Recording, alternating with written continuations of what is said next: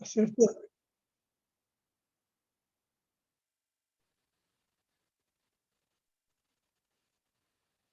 Quero fazer um teste com vocês, se vai passar a próxima imagem, tá?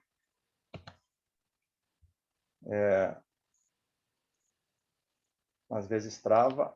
Apareceu as estrelas aí para vocês? Só me dê uma confirmação. Sim, foi. Ok, então tá. Então, começando, pessoal, bem-vindos, tá? Uma grande satisfação a gente conseguir ter a presença de vocês, tá? Esperamos que seja um momento bastante especial para todos nós, não só hoje, mas também terça e quarta-feira.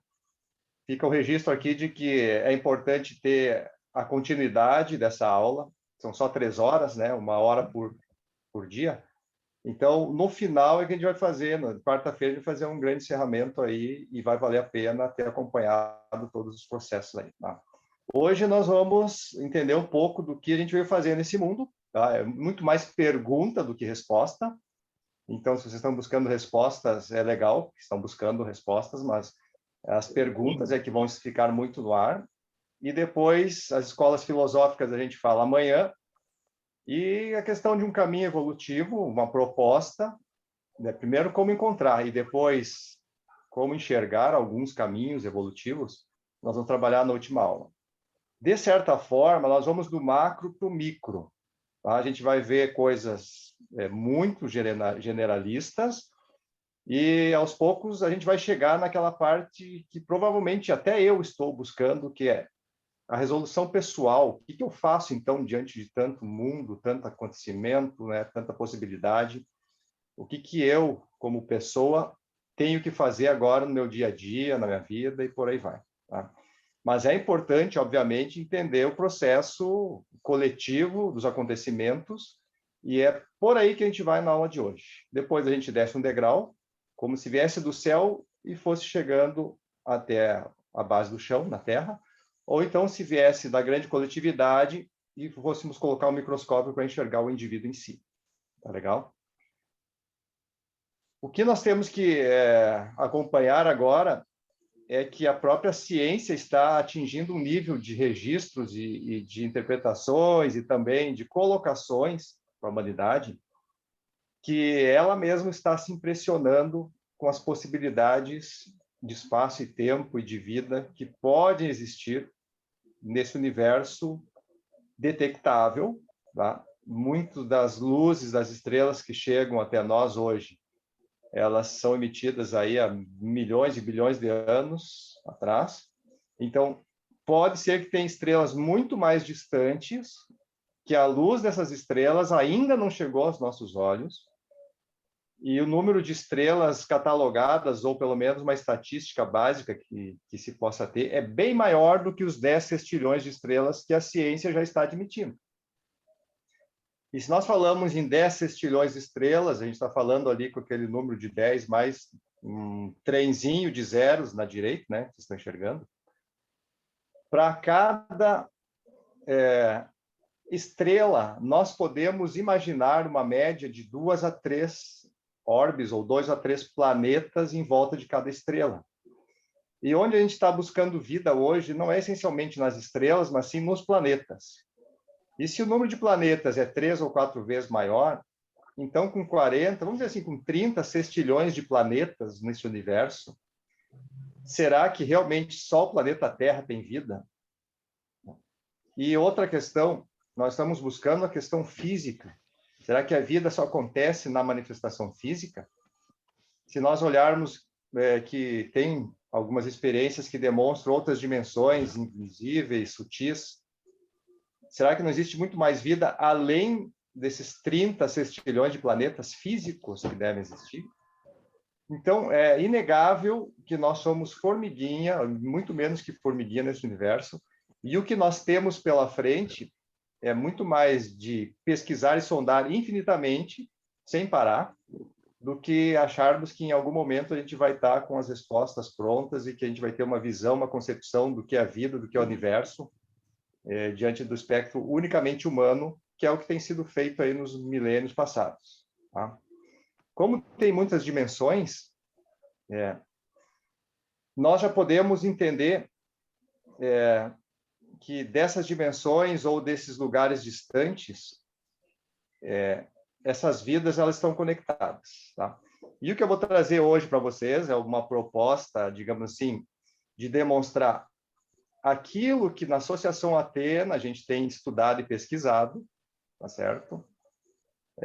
Hoje é um conteúdo talvez bastante profundo. No final da aula vocês vão perceber isso, de uma profundeza que vocês foram chamados para esse momento, tá? Acredito que ninguém vai vir aqui a ponto de achar que isso aqui realmente está totalmente fora da nossa realidade, tá?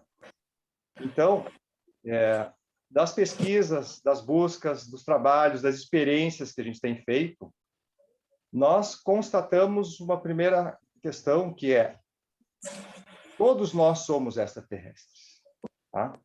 Essa história de comentar que, poxa, isso aí deve ser a imaginação das pessoas, deve ser alguma coisa de alguém que bebeu uma cachaça e está inventando, viu o disco voador, né? Está enxergando muito OVNI. Ou me mostra onde é que estão os extraterrestres. Bom, a nossa alma não é essencialmente aqui desse planeta, porque os planetas são construções nesse universo para a experiência da vida. E a vida vem de dimensões muito mais elevadas, tá? Não necessariamente dessa dimensão física. Então, todos nós somos extraterrestres porque a gente não nasceu essencialmente de uma experiência única, evolucionista, que, de repente, algumas moléculas, algumas proteínas, por acaso, aqui no planeta Terra, através das evoluções, das revoluções vulcânicas e processos de mistura com água, com outros elementos, que a vida brotou do nada. Dentro da pesquisa filosófica, esotérica, científica também, nós já estamos interpretando exatamente como essa figura quer nos mostrar. Lá no fundo, o planeta Terra, e aqui um ser, talvez uma alma, a gente pode trazer mais para esse lado, né?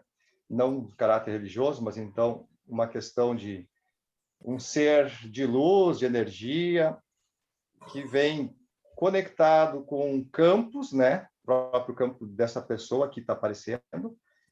Também essa figura é muito interessante porque ela demonstra 3 grandes centros neste ser, independente se é um ser físico ou é do mundo astral, do mundo mental, do mundo espiritual. E ainda este ser tem uma capacidade de elaborar ou criar, né, algum campo energético, algum mundo, alguma ferramenta a partir da manipulação energética, tá? Então, nesse sentido, ficar buscando de noite, através de observações, encontrar OVNIs ou achar os ETzinhos verdes de Marte, né? Isso é uma questão importante, as pesquisas são importantes serem realizadas, mas se vocês querem olhar para um extraterrestre, vocês podem ir na frente do espelho e começar a se observar. Porque nós, essencialmente, a gente está tendo uma experiência aqui na Terra, mas não lembramos da nossa origem. E através dessa pesquisa de onde a gente veio e para identificar esse DNA, né, de que nós somos das estrelas, entre aspas, mas que nós somos de dimensões bem mais elevadas, e estamos aqui tendo essa experiência, tá? Então, a princípio, a primeira informação que a gente está trazendo aqui, que existe hoje no planeta, foi gerada aqui neste mundo. Todos nós estamos de passagem por aqui, tá certo? E para que a gente tenha uma noção, pelo menos dos ciclos humanos, né? A quantidade de ciclos é infinito, praticamente, em cada planeta, né? Enquanto o planeta está existindo, vai existir possibilidade de experiência humana ou de experiência de vida de animais, né? De devas e por aí vai. Mas o ciclo que nós estamos vivendo e que apresenta um crescimento populacional bastante curioso para a gente ver hoje, né? Ele pode ser considerado a partir do ano 8000 a.C., tá? Em que, para o planeta Terra, na questão do mundo físico, foi dada uma nova largada para uma nova experiência da coletividade humana, tá certo? E neste ciclo humanitário, ele tem praticamente, se a gente somar 8 mais 2.000, né, 10 mil anos que tem acontecido aí um aumento populacional. Mas se a gente observar, pelo menos os dados, né, estatísticos que nós temos, não são exatamente esses valores que eu vou apresentar para vocês agora, mas é interessante que a própria pesquisa científica traz que no ano de 8.000 a.C., era estimada uma população de seres humanos, né, na forma física, em torno de 4 milhões de habitantes. E para a gente ter uma referência, né, então, em todo o planeta tinha 4 milhões de seres humanos. Eu sei que Porto Alegre, em algum momento atrás, estava com 2,5, a Grande Porto Alegre, 3, 4. Então, imagina toda a população da Grande Porto Alegre espalhada pelo nosso planeta. Era isso que nós tínhamos num planeta, então, gigantesco para 4 milhões. Era essa quantidade de pessoas em 8.000 anos antes de Cristo. E aí passa-se 5.000 anos e sobe bastante, né? Praticamente dá um bom salto, mas vai para 60 milhões de pessoas, simplesmente pelo impulso da vida, né? Da procriação, dos desejos. Isso a gente vai ver também na última aula. E passa-se então mais 2.000 anos, e na época dita ali, né, de Cristo, o ano zero, nós temos uma população mundial de 170 milhões, né, de habitantes. Então, começa a ter uma curva exponencial. Tá? Parece que está diminuindo o tempo e está aumentando a população do planeta. Quando a gente chega no ano agora, depois de Cristo, no ano de 1900, a população estimada é de 1 bilhão. De modo que, para chegar a 1 bilhão, de 170 milhões, né, para 1 bilhão, praticamente são 800 milhões e mais 300, em 2.000 anos. Não é a mesma taxa que aconteceu de 3.000 anos antes de Cristo até o ano zero, e nem de 8.000 anos ao 3.000. Mas o dado interessante é esse final aqui. Ó. Se nós olharmos do ano 8.000 até 1900, são praticamente, então, vamos dizer assim, para não ser cálculo exato, dizer assim, 9.900 anos. Mas a gente pode pensar em praticamente 10.000 anos. Demorou 10.000 anos para sairmos de 4 milhões e chegar ao primeiro bilhão de habitantes na Terra. Tá? Então, 10.000 anos. Parece aquela música lá do Raul Seixas. Há 10.000 anos atrás, e até agora, 1900, 1 bilhão. Acontece que de 1900 para 2022, nós já estamos na casa de 8 bilhões de habitantes. Tá? A ciência falou em 7,9, isso no ano 2020, mas logo, logo a gente já está com 8 bilhões. Que interessante isso, né? Em questão de praticamente 120 anos, são 7 bilhões de seres humanos a mais no planeta Terra. Ao passo que, na antiguidade, no passado, precisou de 10.000 anos para ter 1 bilhão. E agora, em 100 anos, a gente consegue 7 bilhões a mais. É muita alma encarnando. E essa alma não pode estar essencialmente ali no campo astral, no campo mental do planeta Terra, esperando por 10.000 anos para encarnar, tá? Para ter experiência no planeta. Porque seria muito tempo e a alma não tem que ficar estagnada, a alma tem que estar sempre evoluindo. Então, nós nos deparamos em algo curioso que aponta o que todas as escrituras, todas as religiões, todos os profetas têm falado há milhares de anos, tá? Que existe um início, um meio e um fim de uma experiência humanitária. Tá? E o fim pode ser considerado como algo caótico, apocalíptico, ou como aqueles que pensam pelo lado do copo que está cheio, né, metade do copo cheio, pode ser uma grande bênção.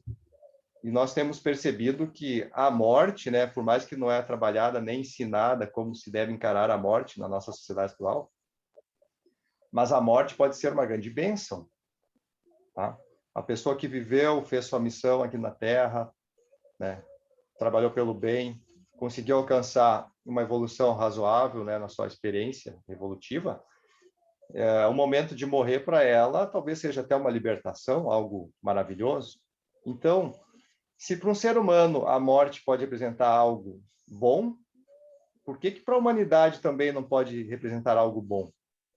E aí o que nós temos de informações, né, para aqueles que estão atentos e buscando entender todo esse processo, o que está acontecendo com o planeta Terra, mas principalmente o que está acontecendo com a humanidade, nós vemos que esse período que é chamado agora de transição, e é chamado de transição porque é necessário começar um novo ciclo, tá?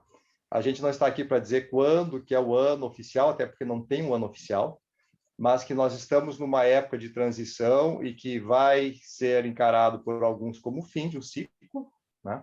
Por outros vai ser o início de um ciclo. Então depende como a gente encara isso.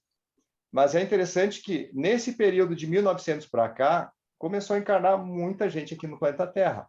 E de onde vem esse pessoal? Tá? Então, as linhas mais esotéricas estão dizendo que vem de todos os cantos da galáxia. São almas que observaram no planeta Terra um momento de transição com possibilidade de evolução mais rápida, e eles pegaram e compraram ingresso para vir viver aqui essa experiência. Talvez caótica para alguns, mas dentro daquele processo de que quanto mais caótico, quanto mais difícil, mais o ser humano busca soluções, mais ele tem que evoluir. Então, nós podemos considerar que na época lá de 8.000 anos antes de Cristo, até o ano zero, até 1500, as almas olhavam para o planeta Terra e diziam assim, poxa, eu vou lá, eu vou ter que ainda trabalhar na Idade da Pedra, não tem isqueiro para acender um fogo, não tem luz elétrica, chegou de noite, se tiver uma vela, a gente consegue fazer alguma coisa, senão tem que dormir. Então, por um bom tempo, o planeta Terra não era visto como um lugar assim de evolução muito rápida, para certos níveis de espíritos, né, de almas. Mas agora o planeta Terra realmente ele está passando por transformações e vai encarar uma nova era aí de ciclos humanitários. E não só para aqueles que querem viver um novo ciclo, mas aqueles que querem terminar a sua evolução diante de uma possibilidade mais rápida disso acontecer.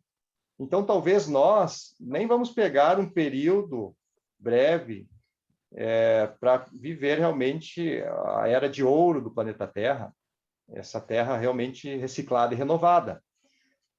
Mas, quem sabe, a gente escolheu vir aqui para acelerar o nosso processo evolutivo e enfrentarmos tanta corrupção, tanta problema de doenças, né? Problemas de falta de respeito, sabe? Pessoas passando fome, medo, inveja, perigo, sabe? Talvez a gente pode enumerar muitas coisas não harmônicas e nós viemos para a pedreira, né? Viemos enfrentar assim, os desafios bem fortes e rápidos diante de uma evolução tecnológica que também está acontecendo. Olha o que é o mundo antes do computador, antes da internet e o que é o mundo agora. Então, é inegável que a evolução humana está acontecendo de forma muito rápida. As coisas estão aceleradas. E, nesse sentido, nós temos mais um elemento para acreditar que realmente essas almas vêm de fora, assim como nós também viemos. Tá? Essa é a ideia principal de lançar aqui. E o importante não é querer sair daqui ou tanto buscar saber de onde veio, mas a primeira coisa é entender o que tem que ser feito no dia a dia, o que nós temos de desafio na nossa própria existência. E seguindo adiante, não vim aqui para combater a questão do evolucionismo no sentido darwinista, tá? Que muitas vezes é levado ao ponto de que, poxa, uma sopa de letrinhas, de proteínas, tudo surgiu, né, por acaso. Mas o novo viés esotérico de pesquisas, de experiências, e eu estou aqui para compartilhar as questões que eu tenho vivenciado, né? E também no final da nossa aula vocês também podem compartilhar. Mas a ideia é o seguinte: quando a gente tem vivências, nós precisamos trocar e compartilhar essas vivências, porque aí elas são muito mais próximas da verdade que a gente está buscando do que quando a gente começa a repetir informações e a gente não tem noção de onde é que vem aqueles dados, aquelas informações, tá? Mas pelas experiências que nós estamos buscando, trabalhar em si mesmo, né? Isso é importante, você saber lidar com o seu corpo físico como se fosse um objeto de manipulação, de experimentação. Você pode tomar água toda manhã, tarde e noite, verificar como é que ele se comporta, estar atento. você pode não tomar água e ver como é que ele se comporta. Então, assim como a gente consegue trabalhar com equipamentos e com máquinas, nós podemos experimentar, num bom sentido, né, o nosso corpo, para ver se ele realmente funciona por acaso ou tem comandos, tem códigos, tem elementos que funcionam de uma forma assim, como a gente está bastante impressionado pelo universo, mas também com o nosso próprio corpo, sendo um projeto tecnológico de altíssimo gabarito, tá? De uma elaboração de engenharia talvez não alcançada nem pelos nossos pensamentos, mas o que mais nós estamos entendendo agora é que os corpos que a gente está utilizando, eles não são obra do acaso, e sim são montagens com codificação, com código matemático, por mais que ele tenha o aspecto biológico, né, as nossas pesquisas, os nossos envolvimentos aí, mas ele sim é um corpo projetado para receber o espírito que vai passar a sua experiência aqui, tá? Então, essa codificação, de certa forma, está sendo sondada pela mecânica quântica, né, pela medicina quântica, e nós já estamos entendendo que é algo realmente... o corpo é como se fosse um veículo, tá? É um veículo para alguém que vai usar, vai dirigir ele, e esse veículo ele é feito na fábrica, tá? Só que a fábrica de fazer corpos humanos, ela tem todo um aparato aí energético, espiritual, né, mental por trás, a ponto de a gente precisar fazer muita pesquisa e entender como isso funciona, porque talvez a gente não está ainda no nível de poder processar e fabricar corpos humanos como alguns tentam, tá? E esse corpo projetado, para a gente ter essa experiência na terceira dimensão, né? Ali aparece o 3D, significa terceira dimensão, ele é cheio de desejos, instintos, vontades, tá? Esta é a configuração que esse corpo tem. Ele está embrenhado de elementos biológicos do próprio planeta. E junto com isso, ele tem essa programação de ter essa conexão terrestre a ponto de se procriar e se autoduplicar, tá? E como é que você vai fazer um Android, vamos dizer assim, né, se multiplicar, se auto-replicar, se você não colocar comandos para que isso aconteça? Então, esses comandos biológicos de as pessoas terem libido, atração sexual, terem apetite por comida para autopreservação, e ainda por cima ter estímulos de prazer, quando se saciam tanto pelo sexo, pela comida, né, por outras sensações, isso também é programado para que a replicação desses corpos seja parte assim de uma economia de gerenciamento da fábrica. Se cada ser que está elaborando um corpo precisasse colocar energia para montar todas as moléculas, né, todas as células, montar os órgãos, nós precisaríamos hoje de 8 bilhões de especialistas montando os corpos biológicos. Mas o comando dado foi, não, vamos fazer com que esses corpos se encontrem, se integrem e aconteça a procriação, né, a autoduplicação, por uma lei, uma regra colocada dentro do sistema biológico. E em outro lado, né, comentando de outro lado, quando vem uma alma para esse corpo, ou um espírito, tá?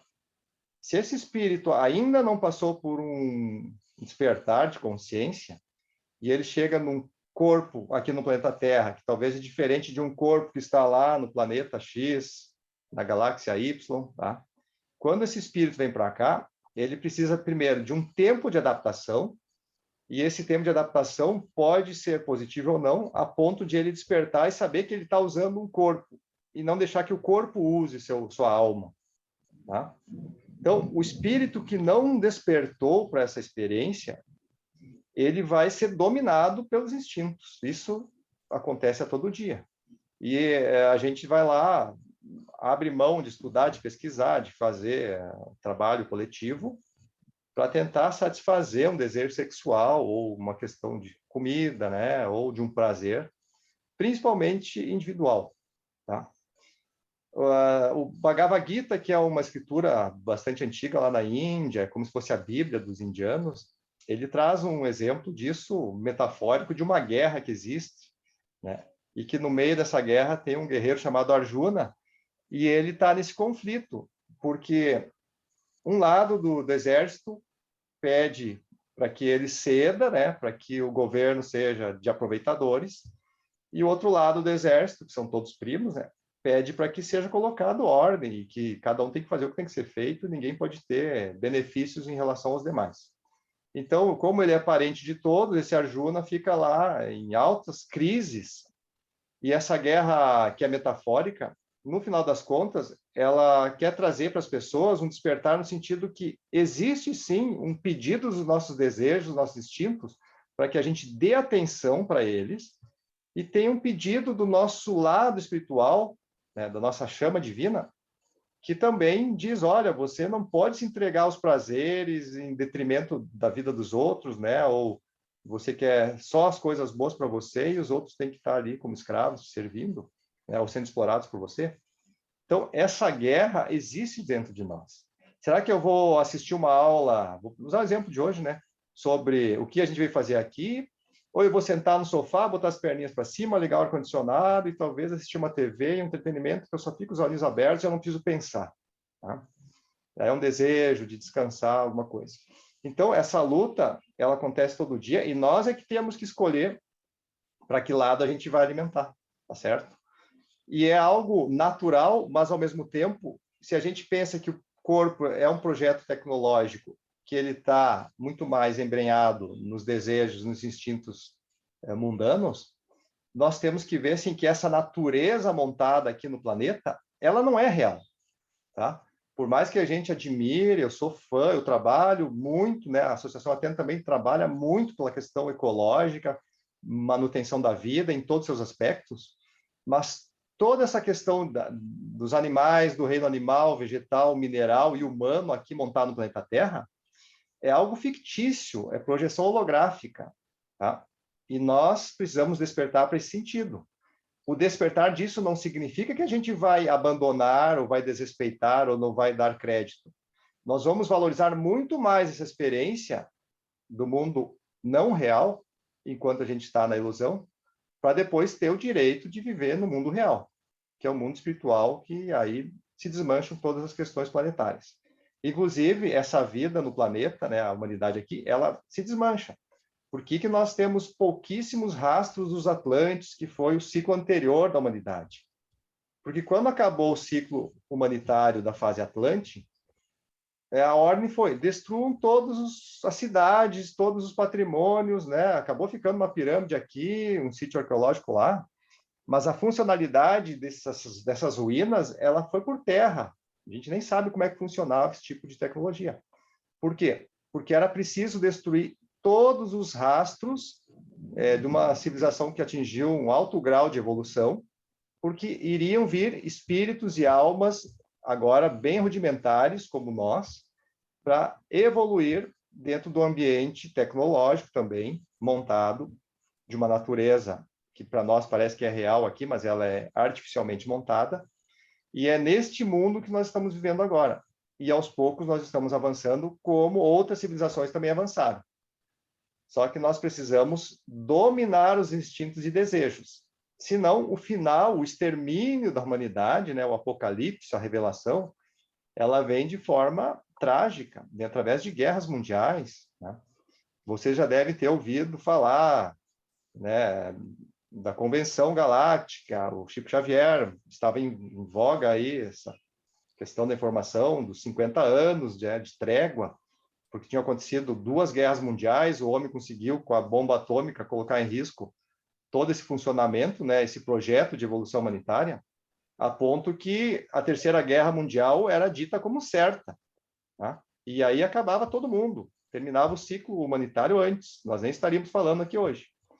Mas aí foi feito um conclave espacial, eu estou falando talvez coisas que vocês podem se assustar, não sei, depois a gente pode dialogar mais sobre isso, mas esse conclave permitiu que a transição ou o final da humanidade fosse feito diferente, não com extermínio como aconteceu lá com os Atlantes, mas de uma forma, talvez assim, vamos dar tempo àqueles que não querem mais habitar o planeta Terra nessa nova fase, para que eles vivam seus 80, 90, 100 anos, e aí, após morrerem, eles possam transmigrar para planetas onde é muito mais apropriado para a evolução deles.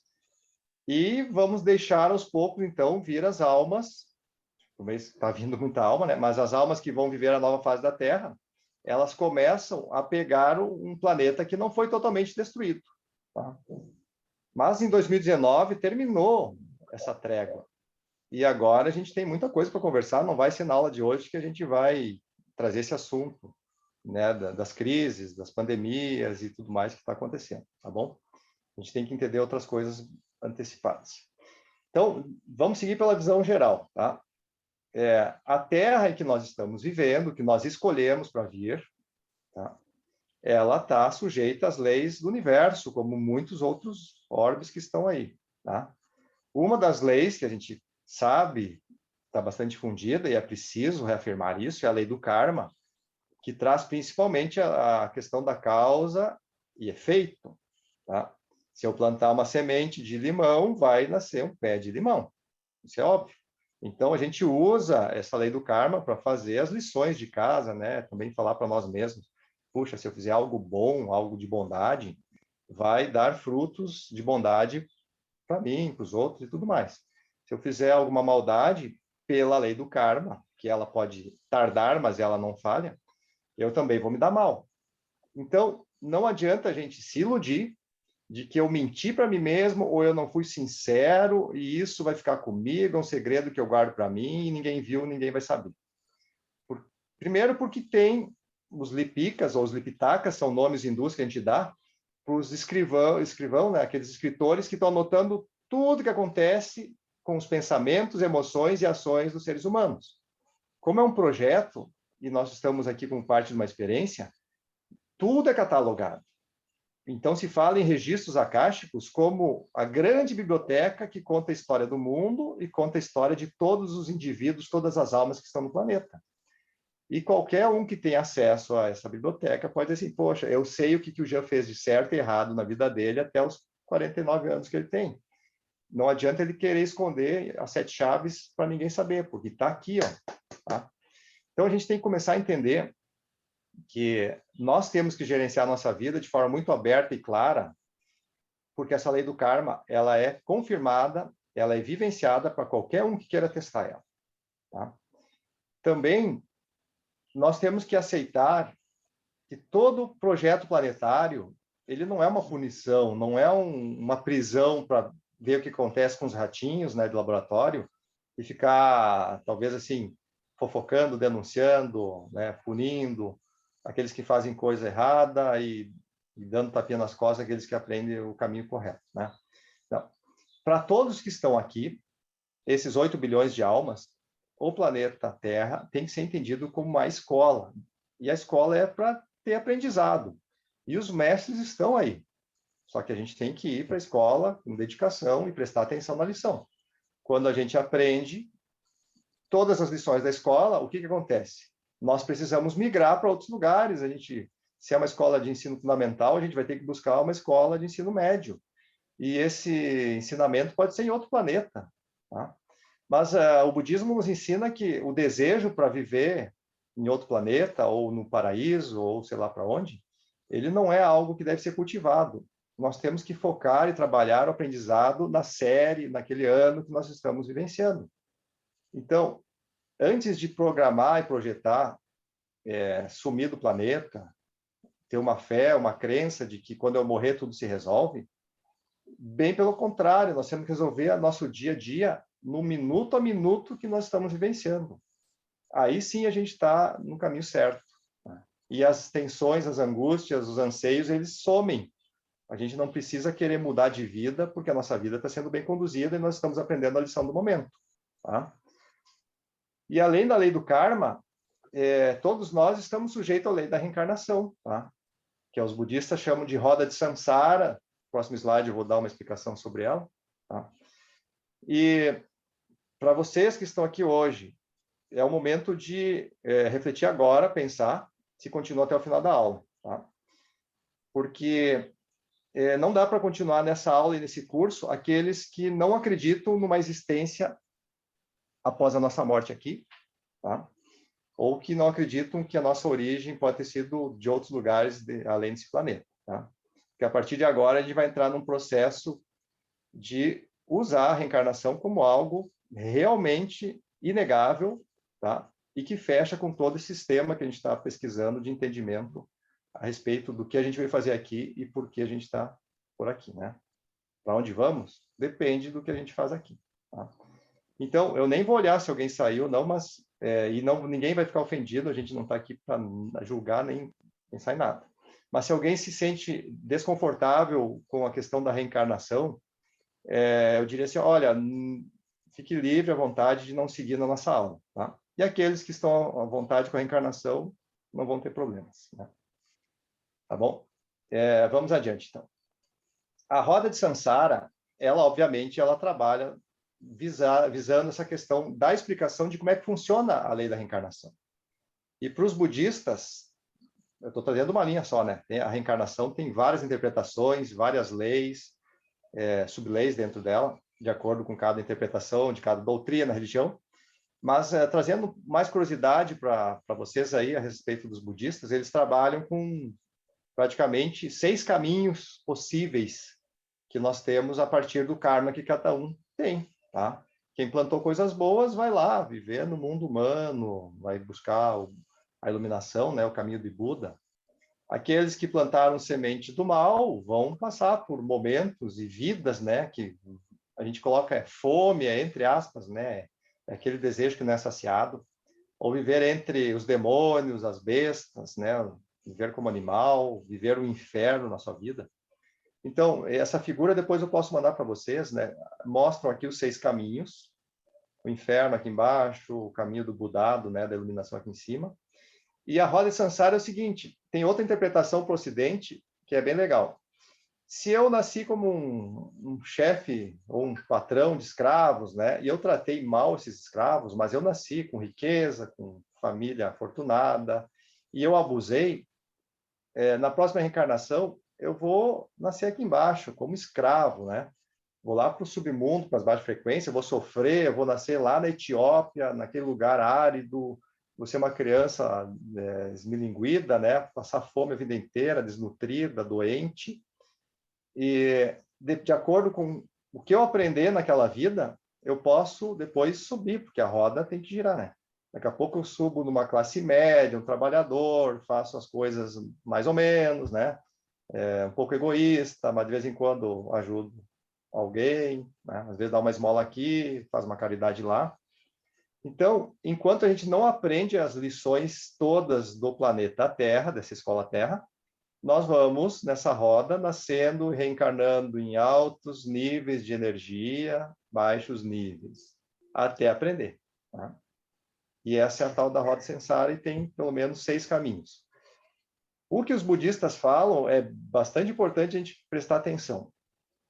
Mesmo que a gente esteja já no caminho da iluminação, mas reencarnou no planeta Terra ou em qualquer outro planeta, esse nível de reencarnação para o processo humano, mesmo que a nossa existência esteja muito abençoada, poxa, estou fazendo as coisas para o bem de todo mundo desde que eu nasci, nesta vida eu resolvi caprichar, né, no caminho da bondade, da justiça, da verdade. Mesmo assim, nós seguimos sujeitos aos males do mundo e à própria reencarnação. Tá? Não significa que a gente está livre de reencarnar. E é o que acontece, se o mundo vai mal, todos que estão encarnados de alguma forma, hoje não tem mais nem onde a gente se isolar, né? Ficar ilhados, e aqui nessa ilha ninguém vai me incomodar, eu tenho comida à vontade, eu vou ter saúde, e nem os ventos, nem as tempestades vão me atingir. Então, bastou reencarnar, mesmo como um líder espiritual, como alguém muito elevado, como um Jesus Cristo, como um Buda, a vida desses dois, só para citar eles, né? A vida desses dois foi de muita dor e sofrimento, maiores do que os nossos. Por isso que eles estão num patamar mais evolutivo, né? Lembro, a humanidade está entrando nos trancos e barrancos para evoluir mais rápido. Esses seres entraram nos trancos e barrancos bem piores do que nós e evoluíram muito mais rápido. E, obviamente, eles chegaram na iluminação antes que nós. Então, olhar os nossos problemas terríveis como algo que é uma punição, é uma desgraça divina, é uma visão ofuscada, porque muitas vezes o problema muito crítico é a grande oportunidade de evolução rápida. e não tem como escapar da angústia e do sofrimento. Tá? Isso é inerente. A não ser que nós alcancemos a iluminação. Tá? Aí quebra-se o ciclo de reencarnações. E aí o ciclo de sofrimentos também vai por água abaixo, ou por terra abaixo. Tá? Mas que iluminação é essa? Bom, quem falou muito disso, deixou muitas escrituras, foi o Buda, o Siddhartha Gautama. E ele dizia bem claramente, quando você se iluminar, você vai entender essa realidade de agressões. Aqui tem uma figura, né, dos animais, dos inimigos, das serpentes, das dores, do sofrimento, da própria morte, tentando atacar o Siddhartha Gautama.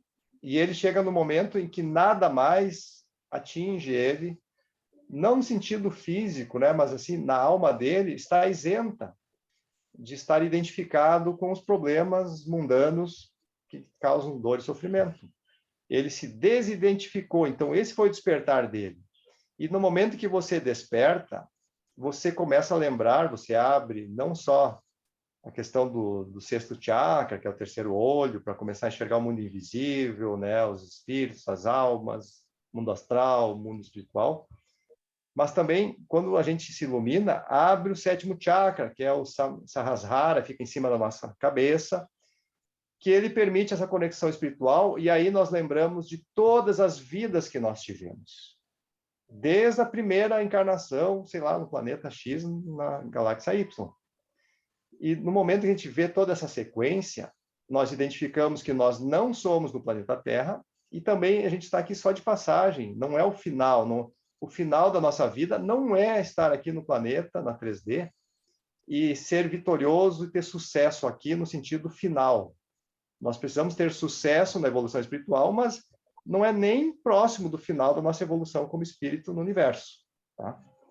Então, quando se atinge a iluminação, se rompe essa dependência da reencarnação, se sai fora da roda do samsara, e nós acabamos descobrindo, por propriedade e vivência própria, quem nós somos, porque a gente vê toda a caminhada, tudo que a gente fez, de onde nós viemos, a gente identifica aonde a gente foi inicialmente criado, projetado, o que estamos fazendo aqui, e, obviamente, com todo esse conhecimento, a gente sabe para que patamar nós vamos adiante. Então, esses são os registros de um dos avatares, um dos Budas, que ficou famoso no mundo. Existem outros, né, de centenas, chamado Siddhartha Gautama. E ele, por compaixão, ele resolveu revelar abertamente a todos esse processo individual que ele atingiu. Então, a iluminação é uma caminhada individual, mas isso não nos exime de fazer todo o trabalho coletivo de bondade, de integração, de auxílio, caridade, fraternidade, tolerância, né? Ensinamentos, porque isso faz parte do propósito que, se a gente pudesse responder o que nós viemos fazer aqui no planeta Terra, resumidamente, né, não é a proposta nossa, mas é para vocês pensarem, né? Cada um vai ter uma resposta, mas de forma geral, assim, a gente veio para evoluir e para servir a humanidade. Servir a humanidade servindo o próprio planeta, né? Incluímos os animais, as plantas e o reino mineral. Tá? Então, evoluir envolve um caminho individual em busca da iluminação. Servir a humanidade envolve você se encaixar num quebra-cabeça, que é a evolução coletiva. Você não pode buscar iluminação se isolando no alto de uma montanha e esquecendo o resto, porque nós não estamos desconectados. O pensamento está conectado a milhares de anos-luz. Não há como a gente se desidentificar com o que existe no universo, não tem como. Talvez fisicamente, nessa ilusão material projetada, nós podemos nos desidentificar. Mas tirou o físico, tirou essa ilusão, nós estamos completamente conectados. Então, tem que servir ao outro. Não é apenas um caminho individual na busca da iluminação que vai fazer a gente escapar aqui da roda de samsara. Tá?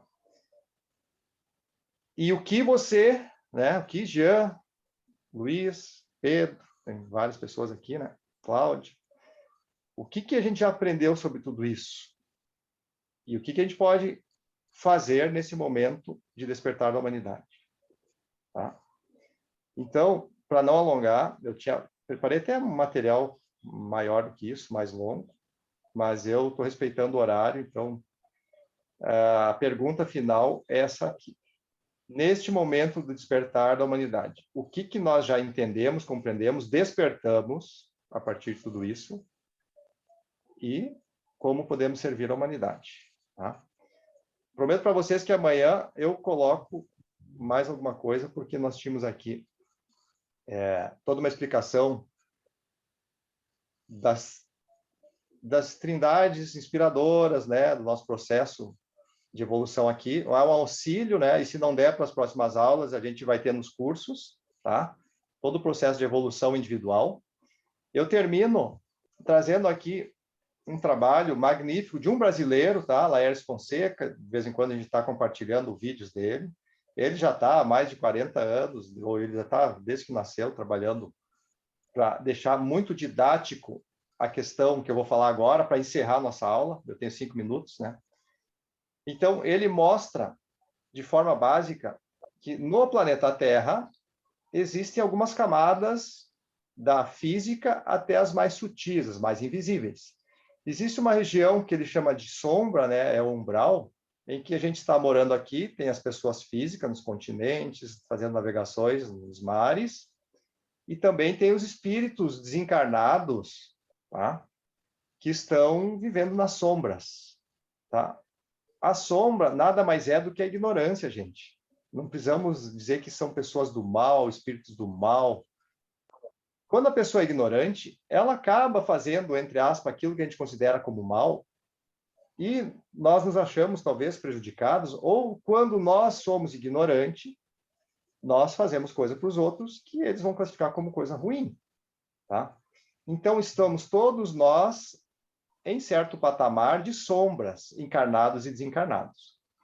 Acontece que existem espíritos, almas que já vieram aqui no planeta Terra, já vivenciaram várias encarnações e já estão vivendo, mesmo aqui em volta do planeta Terra, mas já estão na penumbra, que é um pouco de luz, um pouco de sombra. E essa região da penumbra, para quem já viu aquele filme do Chico Xavier, né, Nosso Lar, ali mostra uma espécie de cidade em que as coisas já estão harmonizadas, está tudo funcionando, não tem atraso nos trens, né, não tem violência, os hospitais estão fazendo seu trabalho tudo ok. É outro nível de convivência, de sabedoria que está sendo trabalhado. Tá? E quando a gente está pronto, a gente pode começar a vivenciar essa experiência da penumbra e não ficar na sombra, como a gente está hoje, que é a ignorância total. Tá? Também tem uma dimensão aqui no planeta Terra que é da luz, certo?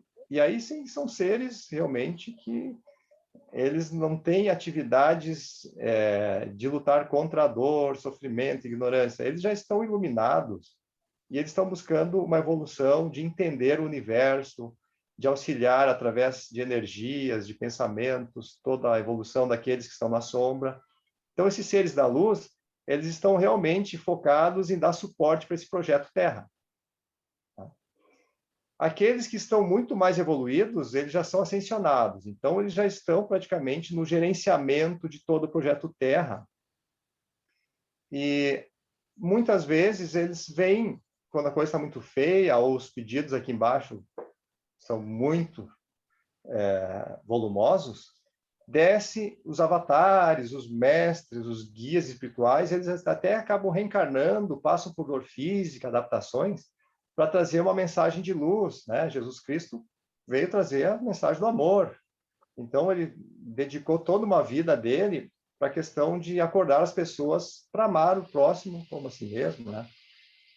Mas tem um grande, né, comando trino. Na verdade, não são só 3 pessoas, são 3 grandes energias, que eu ia falar hoje, mas realmente não vai dar tempo, que é o comando planetário, né, da Terra. E eles, sim, através deles é que tem todas as conexões com os outros comandos planetários. E o que o Laércio explica é que as almas vêm de outros planetas para cá e chegam aqui, passam por aprovação desses grandes líderes e comandantes da luz, chegam aqui no mundo astral e ficam esperando a hora de encarnar, tá? Só que agora, por mais que desceu 7 bilhões de almas nesses últimos 100 anos, tem muita alma na fila ainda para querer evoluir mais rápido, para poder chegar na luz, ser um mestre ascensionado. Então, a fila é grande para reencarnar aqui. Não pense que o suicídio é terrível, você está abrindo mão de uma experiência em que tem muita gente na fila.